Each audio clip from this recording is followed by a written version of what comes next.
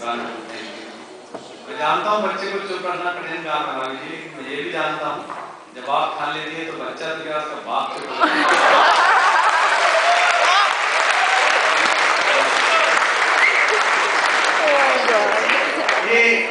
ये दरअसल क्या है कि जैसे हर मुल्क की अपनी पहचान होती है, तो हिंदुस्तान की पहचान में है ये बच्चे, ये खुशियाँ। पिछले 64 सालों में हमारे यहाँ जो अधिकतर अच्छी चीजें हुई उनमें विदेशी मदद थी, जो खराब चीजें हुई उनमें विदेशी हाथ था। एक ही काम हमने दिन रात बिना किसी विदेशी मदद के हाथ के किया, दुनिया को हमने बताया हम क्या कर सकते हैं। Last year I was in US for show chain, तो किसी ने मुझसे पूछा कि आप सुपर पावर हो रहे हैं। मैंने कहा हम खुद ही हो रहे हैं, तुम थोड़ी कर रहे हो। तो वो बोले कि भाई अगर सुपर पावर में तो झगड़ा होता है, अमेरिका ने 28 मुल्कों को इकट्ठा करके हमला कर दिया इराक पर, आप पर कर देगा तो आप क्या करेंगे। मैंने कहा देखो हम कहेंगे झगड़ा करने की कोई जरूरत नहीं है, बेकार बारूद बर्बाद मत करो, गोलियां गिन के रख जाओ, आदमी गिन के ले जाओ।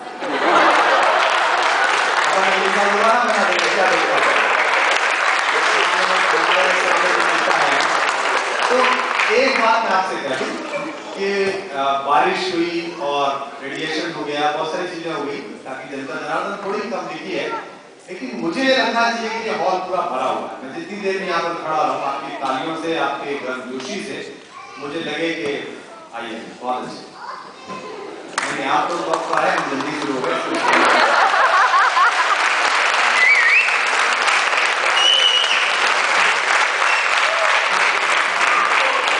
हिंदुस्तानी जब तक लेट नहीं आया तब तक वो भारतीय लगता ही नहीं। वर्ल्ड ट्रेड टावर पर जब हमला हुआ था तब ऑफिस खुले ही खुले थे, एक भी भारतीय नहीं बना, पहुंचा नहीं था। इसे कहते हैं एक लंबा वक्त आप गुजार लीजिए तो एक्सपीरियंस आता है, किताब से नहीं आता। ये हिंदुस्तान में 5000 साल का एक्सपीरियंस। जैसे यूएस में बहुत ऐसी बातें करते हैं। लास्ट टाइम मुझसे एक बौद्धिक आदमी कह रहे थे इंटेलेक्चुअल बेटा प्रोग्राम के बाद मुझे बताइएगा, मैं खिलाऊंगा। और जैसा बताया सिद्धार्थ के बारे में पेमेंट नहीं दिया, मैं भी नहीं लूंगा इस काम का, आप चिंता मत करिए। सिद्धार्थ बहुत ही बढ़िया सिंगर है, सुन रहे होंगे इसे।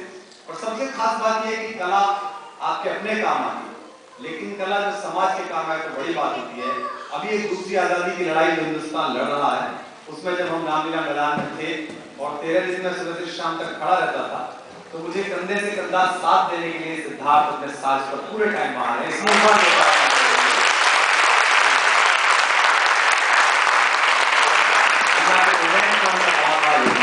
और उन्होंने बताया कि इसे रियल स्पिरिट कहते हैं, आर्ट ऑफ लिविंग की। तो मैं वहां इसमें था तो मुझे किसी ने कहा कि साहब इतना पुराना आपका कंट्री है, लेकिन आप जवान लोग के हाथ में बागडोर नहीं है। मैंने कहा जवानों ने तो पूरी दुनिया में हल्ला मचा रखा है भारतीयों ने। बोले नहीं, जैसे हमारे यहाँ क्लिंटन साहब 43 की एज में प्रेसिडेंट बन गए, ओबामा जी 48 में बन गए, आपके यहाँ क्या है 70 साल 74 साल 80 साल, इतने बूढ़े लोगों को आप देश सौंपते हो। मैंने कहा देखो हम अनुभव वाले लोग हैं, पूरी दुनिया में हमारी इज्जत है 5000 साल की, आपकी तरह तो है नहीं 200 साल वाले, तो इसलिए हम बड़ा टेस्ट करके करते हैं। अब आपने एक जवान आदमी क्लिंटन राष्ट्रपति बनाया, पूरे विश्व को पता चला कि वो जवान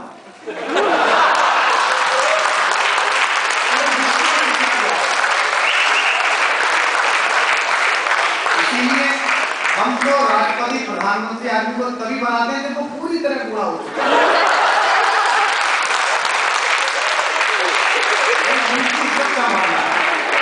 आदमी की इज्जत थोड़ी है, देश की इज्जत। आज सुबह नोएडा से जब टोक्यो आया तब वो नेविगेटर में लड़की जापानी में बोलने लगी। वो मनमोहन सिंह जी भी गए थे पिछले दिनों प्रधानमंत्री बनने के बाद, पहली बार जब यूएस गए थे 11 दिन की छुट्टियों पर गए थे, 4 दिन की लौटा। किसी ने कहा क्यों लौटा है, तो बोले वो जैसे ही बैठे गाड़ी में वहां भी वही होने लगा, लेफ्ट राइट एक महिला बोलने लगी। मनमोहन सिंह को लगा कि यही करना है तो देश में नहीं कर रहे यही क्या कर रहे हैं। मैं आप सब जो बैठे हुए हैं, आप सब माता देवकी के बेटे हैं और यशोदा के पास पल रहे हैं, तो आप हमारे देश के सब कन्हैया हैं जो यहाँ तक पहुंचे हैं। और खासतौर पर सपरिवार लोग आए हैं, बड़ी खुशी की बात है। तो जो महिलाओं के साथ लोग आए हैं, मैं आपकी मुक्ति के लिए आया, मैं आप मुझे प्रसन्न रखने की कोशिश करूंगा। भारतीय पति से ज्यादा दयनीय चीज पृथ्वी पे कोई पैदा नहीं। वो जन्मजात पराधीन है, उसको अन्ना हजारे भी मुक्त नहीं करा सकते। तो बेचारा हैवी है। शाम के समय 6 बजे हर भारतीय महिला पति से एक बार जरूर पूछती है, सब्जी कौन सी बनाना है? वो कहता है कि गोभी बना लो, कल ही तो बनी थी। भिंडी बना लो, वो बिंटू को पसंद नहीं है। अच्छा घिया बना लो, क्या बीमारों की सब्जी खाते हो? लास्ट में वो हाथ जोड़ के कहता है, भगवती जो तेरा मन करे वो बनानी उसे अपनी मर्जी से ही है, लेकिन वो डेली 5 मिनट का बेइज्जती का ओरिएंटेशन कर दिया उसका।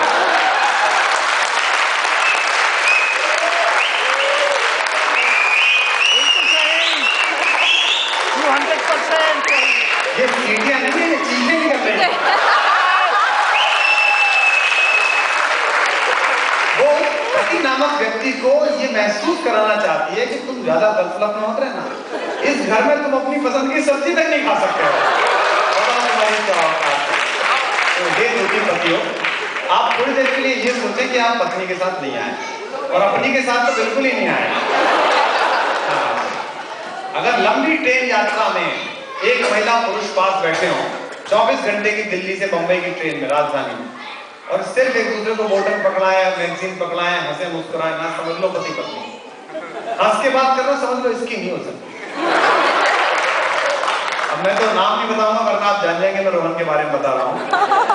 ये तो आज इतनी देर तक रिपोर्ट से आते समय आधा घंटे हंस के बात कर रहा था। मैंने कहा किससे? बोले वाइफ। मैंने कहा बीवी से इतनी लंबी बात? बोले अपनी थोड़ी है। समझ जाएंगे जापान आके भी पुरुष एक जैसा ही रहता है।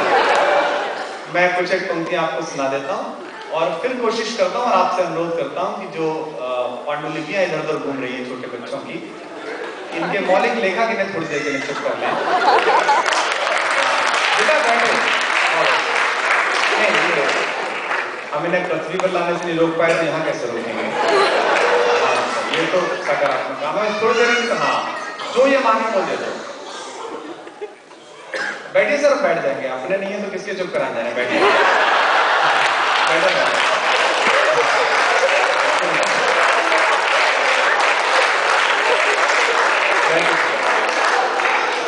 या मुझे पता भी नहीं है कि ये बेसिकली काम ही हो।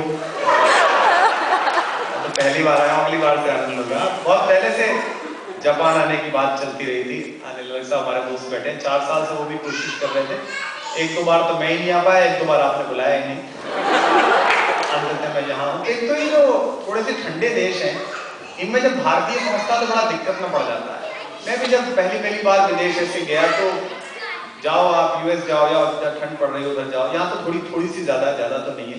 तो 6-7 दिन तक तो बेचारे एशियन आदमी को ये अभ्यास रहता है, ऐसा लगता रहता है कि अपन शुद्ध ही नहीं हुए, क्योंकि मतलब समझ ही नहीं पाता है आदमी कि इसको कष्ट क्या है। मैं वहां था न्यूयॉर्क के पास, कनेक्टिकट, डेलावेयर, हर जगह। तो मैं उस कन्वीनर से यही कहता था कि यार ढूंढ ढांड के मैं प्लास्टिक का डिब्बा लाता हूँ और ये सुबह मैक्सिकन लड़की उठा के ले जाती है। ये मेरा दर्द नहीं समझ रही है, मैं इसकी भाषा नहीं समझ पा रहा। तो किसी ने कहा कि भारत से जाने के बाद पहला काम क्या करोगे? मैंने कहा पहला काम तो मैं सर्विस स्टेशन जाऊंगा कि भैया सर्विस वाले काम पे लगे। 4 पंक्तियां सुनाता हूँ, सुनेगा। आप लोग जो हिंदुस्तान से यहाँ पर बैठे हुए आबाद किए हुए हैं जमीन को, जब सड़क पर एक हिंदुस्तानी चलता है तो वो व्यक्ति नहीं चलता, देश चलता है साथ में। बस किसी से पूछ रहा था कि कितने लोग हॉल में हैं, लेकिन अब मैं कह सकता हूँ पूरा हिंदुस्तान है और लाखों लोग हैं, क्योंकि 1.25 लाख के बराबर तो एक गुरु का बंदा ही है। अगर एक पगड़ी भी आ जाए तो ऐसा लगता है कि 1.25 लाख लोगों की रिश्तेदारी पूरे गाँव में है। और आप इसे ऑफिशियल प्रोग्राम मानिए हिंदुस्तान का, क्योंकि महफिल में अगर एक पगड़ी आ जाए तो लगता है कि प्रधानमंत्री कार्यालय से भी कोई आया है। तो आपको भी प्रणाम करता हूँ। ये पूरी एक एकता की तस्वीर है, हमारी मोहब्बत की तस्वीर है। 4 पंक्तियां पहले सुन लीजिएगा और याद करिए उस मुल्क से जहां से आप हैं। कब याद आता है हिंदुस्तान? कब आपको याद आता होगा? मैं तो 10 दिन 15 दिन अधिकतम स्टे 1.5 महीने का यूएस का गर्मियों में, इसके अलावा ज्यादा विदेश नहीं रहता। आप लोग तो इतने दिन से हैं, तो आपको कैसे हिंदुस्तान हॉन्ट करता होगा? अगर वो साइकोलॉजिकल प्रोसेस आपको लगे कि मैंने ठीक पकड़ा है तो मुझे बताइएगा। सुनिए कि हर एक कोने, हर एक